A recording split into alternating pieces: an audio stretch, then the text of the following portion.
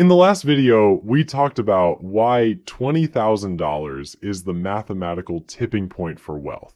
But there's a problem I didn't mention. Getting to $5,000 often feels worse than having $0. You wake up at 3 in the morning with that familiar knot in your stomach. Not because of something you ate or some nightmare you can't remember. You wake up because your brain decided this was the perfect time to remind you that your emergency fund sits at exactly $5,200, and somehow that feels both impressive and completely terrifying at the same time. You've done everything the financial gurus told you to do. You cut back on the lattes, canceled the streaming services you barely watched, and scraped together what most people would consider a respectable emergency fund. You should feel proud. You should feel secure. Instead, you're lying there at 3 in the morning calculating whether $5,200 could handle your car breaking down, your laptop dying, and your cat needing emergency surgery all in the same month. The math doesn't add up, and your brain won't let you forget it. My name is Nick, and I spend way too much time thinking about why our relationship with money is so fundamentally broken that having more of it can somehow make us feel worse. If you're someone who has saved what you thought was a decent emergency fund only to discover that it feels like financial quicksand, or if you've ever wondered why hitting certain savings milestones doesn't bring the peace of mind you expected, make sure to hit that subscribe button. Because today we're diving into one of the most counterintuitive phenomena in personal finance. We're talking about the emergency fund paradox, where having $5,000 saved can actually increase your anxiety, and why crossing the $20,000 threshold doesn't just change your bank balance. It rewires your entire relationship with risk, decision making, and what it actually means to feel financially secure. Here's what nobody tells you about emergency funds. They're not really about emergencies. They're about something much more fundamental and much more powerful. They're about the quality of decisions you make when you're not panicked, stressed, or operating from a place of scarcity. But before we get there, we need to understand why the human brain treats financial security like a video game with invisible level thresholds that make absolutely no mathematical sense. Let's start with the brutal truth about $5,000. While the median American actually has less than $1,000 in savings, $5,000 is the first major milestone most people aim for. It's what most financial advisors would call a solid start. It's definitely better than the nearly 40% of Americans who can't cover a $400 emergency with cash. But here's the psychological trap that $5,000 creates. It's significant enough that you feel like you should be secure, but insufficient enough that you know you're not. You're stuck in what researchers call the anxiety plateau, where you've achieved something meaningful, but your brain refuses to let you enjoy it. Think about the last time you had $5,000 sitting in your emergency fund. Your washing machine starts making that grinding noise that definitely means expensive repair bills are coming.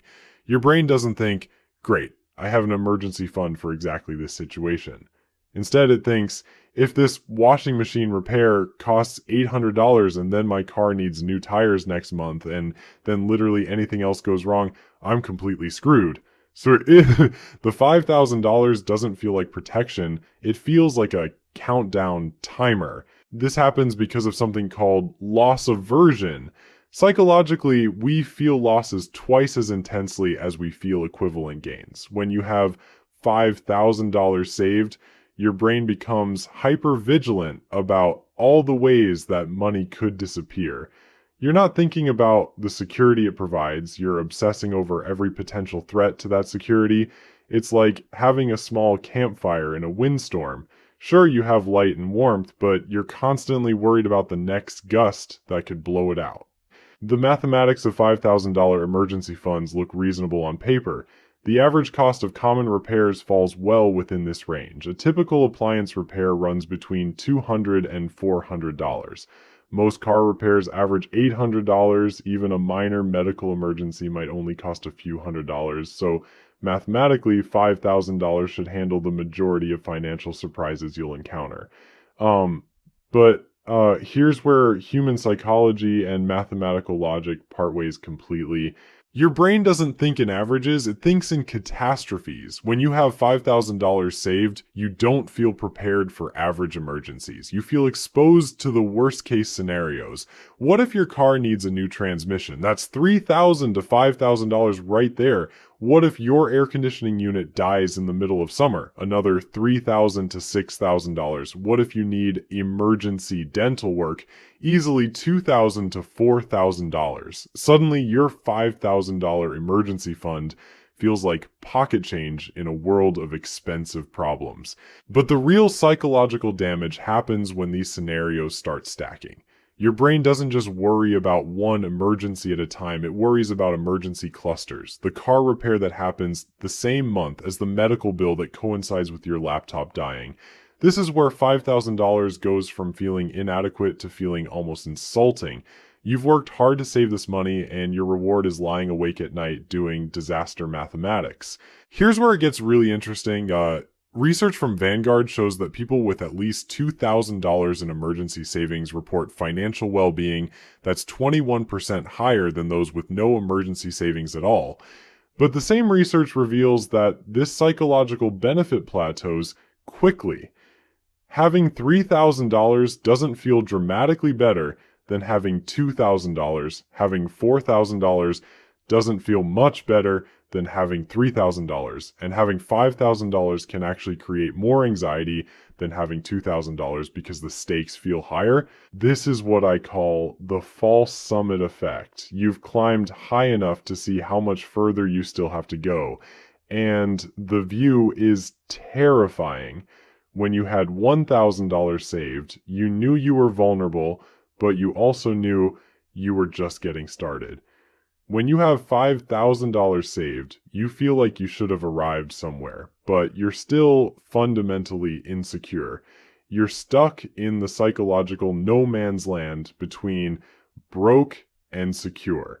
The $5,000 threshold also creates what behavioral economists call cognitive dissonance. You know intellectually that you have more financial security than most people. The data tells you that you're doing better than average, but emotionally, you feel just as vulnerable as you did when you had nothing saved. This disconnect between what you think you should feel and what you actually feel creates its own form of financial stress. It gets worse when you start comparing your situation to the emergencies happening around you. Your coworker gets hit with an $8,000 medical bill, your neighbor needs a new roof after a storm, and insurance only covers half. Your friend's car gets totaled and they're underwater on their loan. Suddenly your $5,000 doesn't just feel inadequate, it feels naive, like bringing a pocket knife to a financial gunfight. The neuroscience behind this makes perfect sense. When your emergency fund feels insufficient, your brain activates the amygdala, the fear center that's designed to keep you alive in dangerous situations. This triggers a state of chronic low-level anxiety that affects your sleep, your decision-making, and your overall well-being. Your prefrontal cortex, the part of your brain responsible for rational thinking and long-term planning, gets hijacked by constant worry about financial threats. This is why people with $5,000 emergency funds often make worse financial decisions than people with either much less or much more saved. They're operating from a place of scarcity disguised as security. They second-guess investments because they're worried about needing that money for emergencies. They avoid necessary spending on preventative maintenance because they're trying to preserve their buffer. They turn down opportunities that might require short-term financial risk because their emergency fund feels too precious to potentially compromise. The irony becomes even more twisted when you consider that having $5,000 saved often makes you more conservative with money, not less. You start hoarding that emergency fund like it's made of plutonium. You won't touch it for anything that isn't a certified, life-threatening, no other options emergency. Meanwhile, smaller expenses that could prevent bigger emergencies get ignored because you're protecting your precious buffer. Your car starts making a weird noise. A smart person with unlimited money would get it checked immediately. A broke person would ignore it because they have no choice. But you, with your $5,000 emergency fund, find yourself in this bizarre middle ground where you're too worried about depleting your fund to spend $150 on preventative maintenance. So you wait and pray. And 3 months later, that weird noise turns into a $3,000 transmission replacement that could have been prevented with a $150 tune-up. This is the emergency fund paradox in action. Having money makes you so afraid of not having money that you make decisions that practically guarantee you'll have less money. It's like being so worried about using your parachute that you forget to pull the ripcord. Now, let's talk about what happens when you cross the magical threshold into $20,000 territory. And I do mean magical because the psychological shift that occurs around this number defies mathematical logic. It's not that $20,000 is twice as good as $10,000. It's that $20,000 represents an entirely different category of financial security that changes how your brain processes risk, opportunity, and decision making. At $20,000, something remarkable happens in your neural pathways. Your amygdala stops firing constantly. Your prefrontal cortex regains control. You stop operating from a place of scarcity and start operating from what psychologists call a secure base. This isn't just feel-good psychology. This is measurable neuroscience with real-world financial consequences. Here's what $20,000 actually buys you, and it's not what you think. It doesn't buy you protection from emergencies. $20,000 can disappear just as fast as $5,000 if you hit a real catastrophe. What $20,000 buys you is protection from bad decisions. It buys you the cognitive space to think clearly when problems arise, instead of panic solving your way into bigger problems. Consider the difference in how you approach the same emergency with $5,000 versus $20,000 saved. Your laptop dies, and you need a computer for work. With $5,000 in emergency savings, this feels like a crisis. You start researching the absolute cheapest laptop that might possibly meet your needs. You spend hours comparing prices, reading reviews, agonizing over whether to spend $400 or $600. You end up buying something barely adequate that you'll probably need to replace in 2 years. With $20,000 in emergency savings, the same laptop death feels like an inconvenience. You buy a quality machine that will last 5 years and increase your productivity. You don't waste emotional energy on the decision. You solve the problem efficiently and move on with your life. The emergency fund didn't prevent the emergency, but it prevented the emergency from derailing your judgment. This principle scales up to every area of your financial life. People with substantial emergency funds don't just have more money, so they have better insurance deductibles because they can afford higher out-of-pocket costs. They negotiate harder at work because they have walking away money. They make better investment decisions because they're not constantly worried about needing to liquidate assets for emergencies. The $20,000 threshold also unlocks what I call compound confidence. It's not just that you feel more secure. It's that your increased security enables behaviors that make you even more secure. You sleep better, which improves your work performance, which leads to better career prospects, which increases your earning potential. You stress less about money, which improves your relationships, which provides emotional support that reduces other life costs. But here's the part that really bends your mind. Research shows that the psychological benefits of emergency funds aren't proportional to their size. Going from $0 to $2,000 provides massive psychological relief. Going from $2,000 to $5,000 provides moderate additional comfort. But going from $15,000 to $20,000 provides disproportionate psychological benefits because you're crossing into an entirely different mental category. It's like the difference between being able to tread water and being able to swim to shore. Both keep you from drowning, but only one gives you the confidence to venture into deeper waters. At $20,000, you're not just surviving potential emergencies. You're thriving because the fear of potential emergencies no longer controls your decision-making process. The most successful people I know don't think about emergency funds as protection from catastrophes. They think about them as cognitive performance enhancers. Having substantial cash reserves doesn't just prevent financial disasters, it prevents the mental disasters that come from making important decisions while stressed, scared, and operating from scarcity. This is why the traditional advice to save 3 to 6 months of expenses misses the psychological component entirely. The math might say that $8,000 covers 3 months of expenses for your household, but if $8,000 doesn't get you to the psychological threshold where you stop living in constant fear of financial vulnerability, you haven't achieved the real goal of an emergency fund. The goal was never just to cover emergencies. The goal was to create enough buffer that emergencies don't transform you into a worse version of yourself. When you're financially vulnerable, every problem becomes existential. When you have genuine emergency fund security, problems become puzzles to solve rather than threats to your survival. This explains why people often report that their first $20,000 saved was harder than their first $100,000 invested.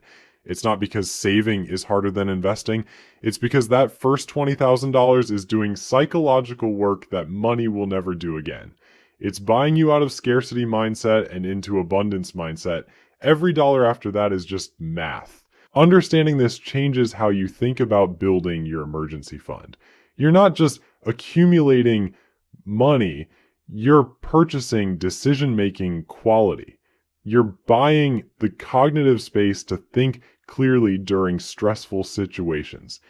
You're investing in your future self's ability to respond to challenges from a position of strength rather than weakness.